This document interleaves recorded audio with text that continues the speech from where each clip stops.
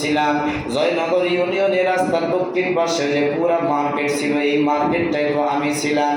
হিসাব করো নাই, কোনোদিন গরিব দুঃখীদেরকে দান করো নাই, কোনোদিন আল্লাহর রাস্তায় খরচ করো নাই। আজকে দেখো তার স্বাদ নাও, স্বাদ নাও, স্বাদ নাও, আজকে স্বাদ নাও। এই কথা সাপ বলবে আর তার চেহারায় দংশন করবে, এমন দংশন করবে বাবা চেহারা থেকে গোশতগুলো উঠায় নেবে। শুধু তাই নয়, এই দংশনের বিষ ক্রিয়াগুলো এমন ভাবে বাড়তে থাকবে, 1 বছর 2 বছর 3 বছর নয়, বরং 70,000 বছর পর্যন্ত এই বিষ ক্রিয়া বাড়তেই থাকবে।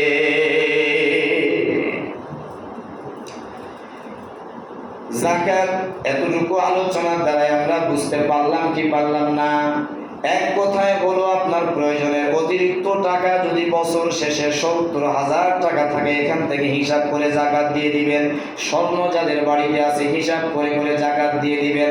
রূপা যাদের বাড়িতে আছে হিসাব করে করে যাকাত দিয়ে দিবেন। বাবা, যাকাতের মাসালা যদি বুঝে না আসে তাহলে আমার থেকে পরে জিজ্ঞাসা করে নেবেন, অথবা আশেপাশে অনেকগুলো হুজুর আছে তাদের থেকে জিজ্ঞাসা করবেন, অথবা বাংলায় বই বের হয়েছে, বই পড়ে পড়ে আপনারা বুঝে বুঝে যাকাত দিয়ে দিবেন।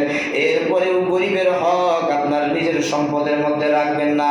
এখন তো বর্তমানে দেখা যায় যারা যাকাত দেয় তারাই বড় যাকাত খাওয়ার উপযুক্ত হয়ে যায়। বলে হুজুর এই জায়গায় রয়েছে 3 লক্ষ টাকা, এটা যাকাত দিয়ে দেন। ভাইজান আপনার সম্পদ কি আপনি হিসাব করেছেন? বলে হিসাব করি নাই। একটু বসেন দেখি হিসাব করেন। হিসাব করে করে দেখা গেল তার সম্পদ অনুযায়ী প্রায় 20 লক্ষ টাকার উপরে যাকাত আসছে। 20 লক্ষ টাকার উপরে যদি যাকাত আসে, 3 লক্ষ টাকা দেয়, বাকি 17 লক্ষ টাকা যাকাত সে নিজেই খায়। ঠিক বললাম না রে? ঠিক বললাম? শুধু সমাজের মধ্যে কয়েকটা কাপড় কিনে দিয়ে মানুষকে দেখাইলেই যাকাত আদায় হয় না। লাইন ধরাইয়া 20 টাকার নতুন নোট ব্যাংক থেকে নিয়ে এসে দাঁড়াও, তোমরা দাঁড়াও, যাকাত দেওয়া হবে, ঘোষণা দেওয়া হলো। লাইন দাঁড় করে দিয়ে প্রায় 200-300 ফকির চলে আসছে। এবার 20 টাকা করে আপনি দিয়ে দেখায় বুঝাই দিলেন, জয়নগর গ্রামের লোকেরা দেখো, আমি মাস্টার, আমি ডাক্তার, আমি হাকিম, আমি ধনাঢ্যবান, আমি সচ্ছল ব্যক্তি, এই দেখো যাকাত দিয়ে দিলাম। হিসাব করে দেখা যায় যাকাত দিয়েছে মাত্র 10,000, পুরা 1.5 লক্ষ টাকা তার নিজের মধ্যেই রয়ে গিয়েছে। হিসাব করে করে যাকাত দিতে হবে। আপনার কতটুকু সম্পদ রয়েছে হিসাব করে করে আপনি বের করবেন।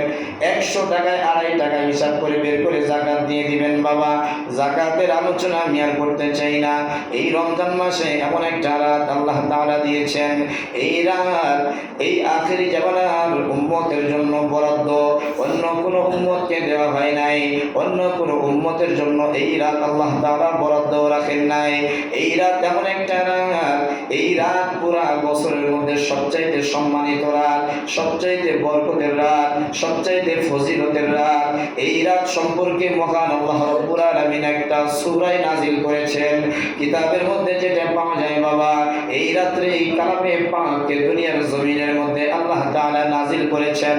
আল্লাহ তাআলা সূরা দুখানের মধ্যে বলেন, ইন্না আনসালনাহু ফি লাইলাতিন মুবারাকা ইন্না কুন্না মুনজিরিন ফিহা ইউফরাকু কুল্লু আমরিন হাকিম। আমি আমার এই কিতাবকে বরকতময় রাতের মধ্যে আমি নাজিল করলাম। যারা জ্ঞানী মানুষ তারাই কেবল বুঝবে, তারাই কেবল বুঝবে। এই রাত সম্পর্কে আল্লাহর নবীকে আল্লাহ তাআলা জিজ্ঞান, ইন্না আনসালনাহু ফি লাইলাতিল কদর ওয়া মা আদরাকা মা লাইলাতুল কদর।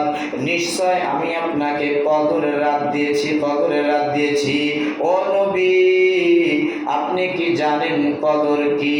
ওয়া মা আদরাকা মা লাইলাতুল কদর।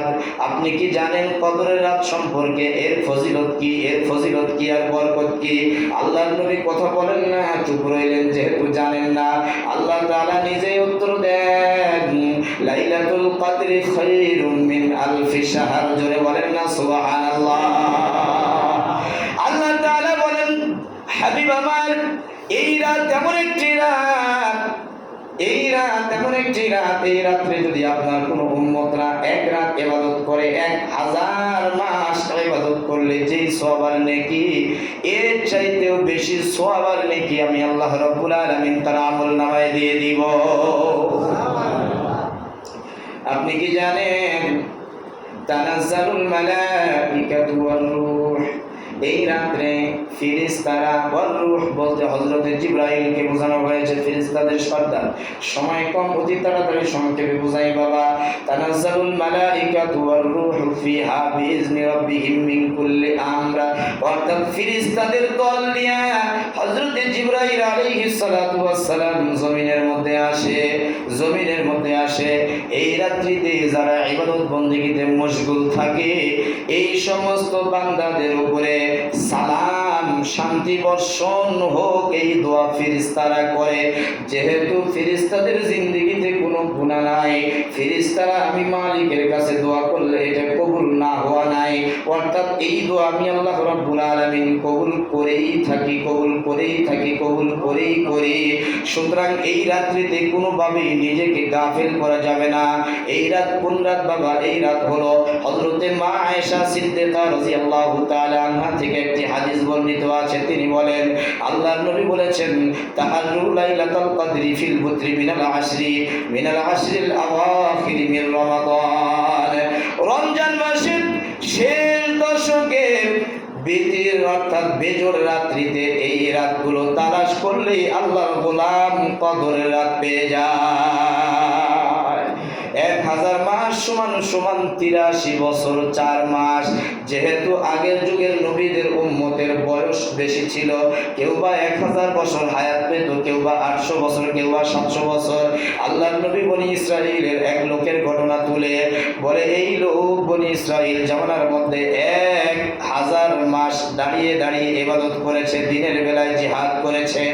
এমন কথা শুনে সাহাবারা আফসোস করতে লাগলেন, পয়গম্বর আমাদের তো এত বেশি হায়াত হবে না, তাহলে কিভাবে আমরা নেক আমল করব?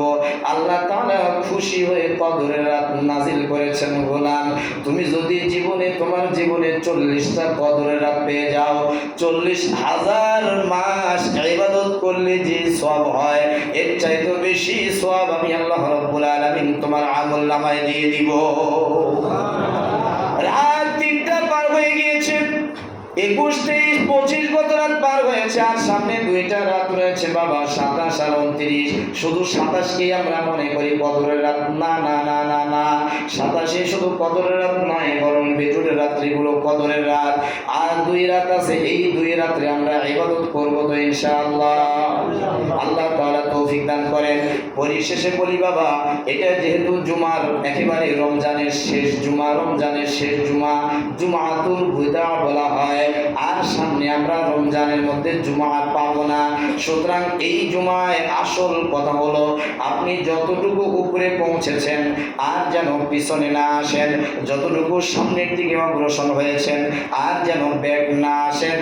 এই বিষয়ে মালিক ডাক দিয়ে বলেন, ইন্নাল্লাযীনা ক্বালু রাব্বুনাল্লাহু সুম্মা ইসতাকামু তাতানাজ্জালু আলাইহিমুল মালায়েকা আল্লা তাখাফু ওয়া লা তাহজানু ওয়া আবশিরু বিল জান্নাতিল্লাতী কুনতুম তুআদুন। না বুঝলেও জোরে বলেন না সুবহানাল্লাহ। সার সংক্ষেপ কথা বলুন, রব্বে কারীম ডাক দিয়ে বলেন, গোলাম তুমি যদি আমি আল্লাহ রাব্বুল আলামিনকে রব হিসাবে মানো, আর এর উপরে তুমি যদি ইস্তেকামাত থাকো, অটল থাকো, তোমার জন্য শুভ সংবাদ শোনো, তানাজ্জালুল মালাইকাতু ওয়ার রূহ, অর্থাৎ ফেরেশতারা তোমার জন্য সকিনা নিয়ে জমিনে অবতীর্ণ হয়, আর তারা বলতে থাকে, আল্লাহ তাখাফু ওয়া লা তাহজানু, তোমাদের কোনো ভয় নাই, তোমাদের কোনো টেনশন নাই, ওয়া আবশিরু বিল জান্নাতিল্লাতী কুনতুম তুআদুন, আর তোমরা শুভ সংবাদ শুনে নাও, তোমাদের জন্য মহান মাওলা কারীম জান্নাতকে বরাদ্দ করে রেখেছে।